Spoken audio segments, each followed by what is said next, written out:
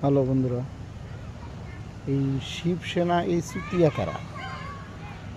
এই শিবসেনা এই চুতিয়াদের জন্য ভারত বাংলাদেশের মানে যে একটু ক্রিকেটীয় সম্পর্ক ছিল, রাজনীতিকটা আলাদা একটা সাবজেক্ট, ঠিক আছে। এই শিবসেনা এই চুতিয়াদের জন্য সেই সম্পর্কটাও নষ্ট হয়েছে।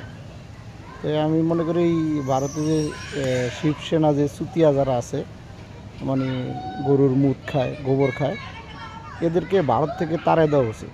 কারণ এরা মানুষের শ্রদ্ধাই না, কারণ এদের জন্য আরও দেশ নষ্ট হইতেছে।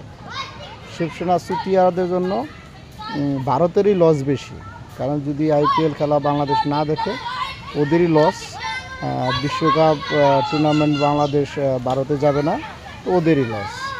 বাংলাদেশ তো আসলে লস নেই, লসটাই হচ্ছে ভারতের। তো শিবসেনা চুতিয়া যারা, এদের ঘাড়ে দেওয়া উচিত, কারণ এরা মানুষের শ্রদ্ধাই না। ধন্যবাদ।